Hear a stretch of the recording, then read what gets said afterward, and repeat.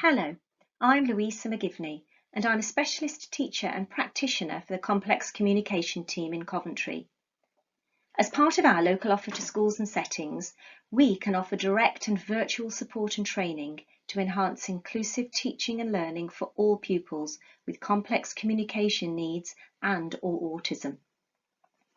In this presentation, I shall be talking about how to best support your child's transition back to school, and how this is part of Coventry's SEND Services holistic return and recovery programme of going back to normality and well-being. We recognise that these current times are not only difficult to manage for ourselves and our families, but especially difficult for our children, particularly those children who have special educational needs. No one could have foreseen this situation or the impact of it on society and how it has altered everyday normality for so many people. Adjustments have had to be made for us all. Hopefully, with the preparation for and facilitation of our children's return to schools and settings, this workshop presentation will enable you as parents and carers to increase your understanding of your child's journey of change, as well as help guide you in how you can continue to support your child in preparing for and during this key transition process. We're now going to think about helping your child's understanding and their communication relating to COVID-19. Some of the visuals I'm going to go through with you and show you can help promote structure and predictability. They can allow facilitation opportunities for your child to communicate their needs. They will encourage a child to engage in activities and learning. They will aid transition and they will help support regulate your child's emotional understanding. Weekly and daily planners, such as these, can help establish and maintain routines. They allow that predictability by providing a structure. Your child will be able to see what lies ahead in the day, and this will help them predict what will be happening, thus ensuring they feel calmer throughout the day. They need to know what they're going to be doing. They need to know in the now, next and then visual that tasks have a beginning, middle and end. And then, once they know this, they're so much easier to understand and do. For the now activity, use a photograph or an actual object. This is the hook in.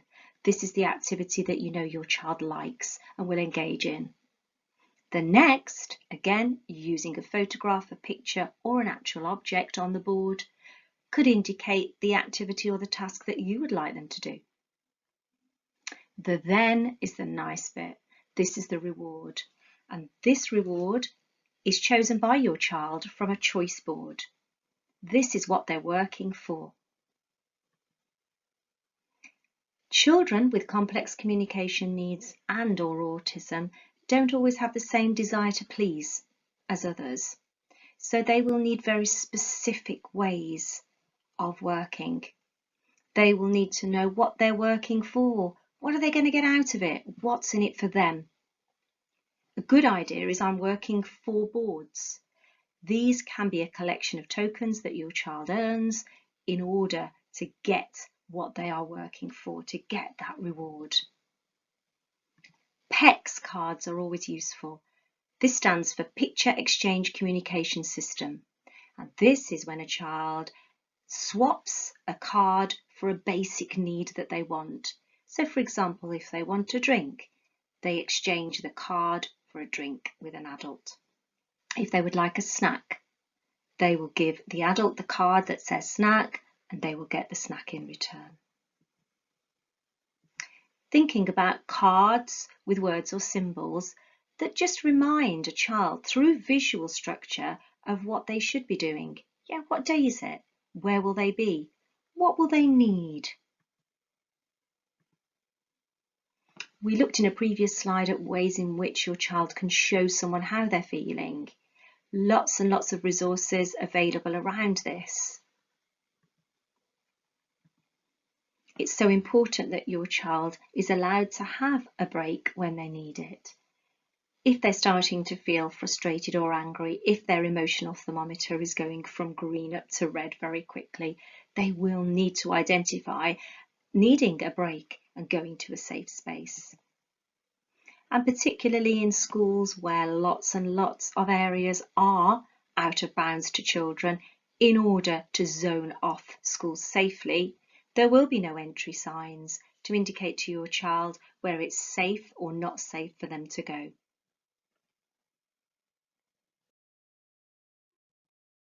Some more visuals to help support your child's understanding of the COVID-19 situation. These visuals will focus on routines and schedules, the restrictions and rules around COVID-19 that your child might experience, some appropriate and different social interaction rules now that we are coming out of lockdown, and of course everything underpins your child's social and emotional understanding, their resilience and their regulation. So thinking first of all about home routine timetables. Chores are part of everyday life, hopefully, and your child will need to establish these routines still. Some visuals will show what's going to happen in the morning, the afternoon, and the evening. Think about using timers appropriate to your child's level of understanding, so that they know how long they're going to spend doing a learning activity before they get some choice or reward time. This will not only help with their awareness of time, but it will also prepare them for changes between their activities. It's so important to work with your child to prepare them for the home to school, school to home experience. We have visuals that can help show a child the days that they're going to be at home and the days they're going to be at school, and which part of days they're going to be at home and school too, such as the morning or the afternoon. It's so important that we continue to encourage our children to remain vigilant around personal hygiene. We use a lot of visual structure in order to remind our children and teach them about hygiene practices such as washing hands correctly. In addition to this, there are going to be social distancing rules still. Although they're changing from 2 meters to 1 meter apart, this is still going to be important for our children to remember, particularly when they're in school or they're starting to go out in public.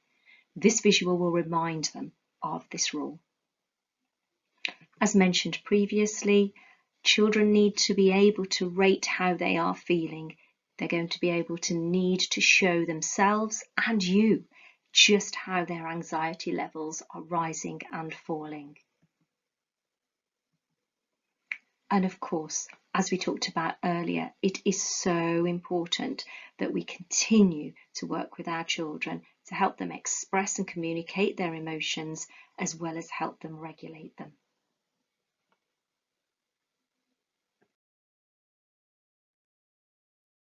Now we're going to think about visuals to help support your child's transition back into school. So it's about preparing them for that journey, supporting their concept of time and predictability to ensure that routines still go on, to give them opportunities to reflect on their own experiences, to consider their self-awareness and their self-esteem, who they are as a person, as a unique individual, as well as thinking about creative and imaginative well-being and support. As I'd mentioned earlier, a lot of schools have had a back-to-school pack sent to them from CCT. And some of the things included in this pack are a countdown to school visual. These can be put into the parent pack too. It's a countdown calendar that shows your child visually how many days they can tick off or cross off until it is back to school. This will be particularly useful for those children who are on part-time timetables, as well as those going back. Social stories and social articles, we're going to look at these in more detail in our next slide. There are a number of social stories that CCT have written for children in schools that I'm happy to be able to provide in the parent pack. Weekly and daily planners. There are some published creative stories such as Little Elf and the Flowers of Hope and Bravery. Serpentine and the Magic Bubbles is another one.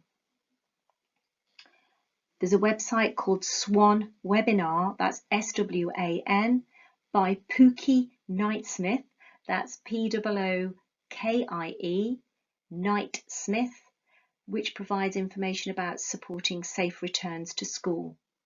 And Carol Gray has written a book called Someday, A Story of Hope for Children, which is available to download electronically.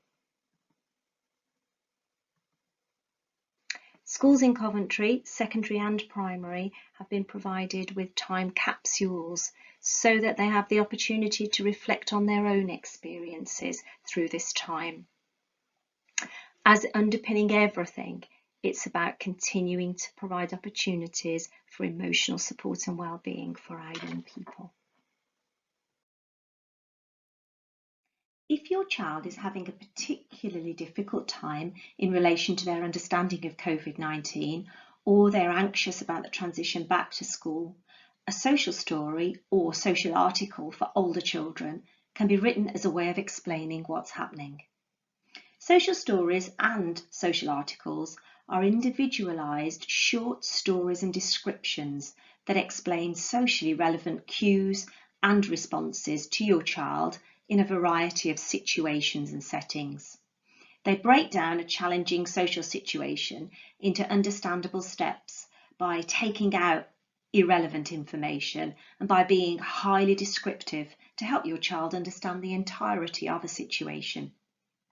Social stories and articles depict those social situations that your child may encounter and finds difficult to understand or confusing, thus preventing further anxiety and worry to your child.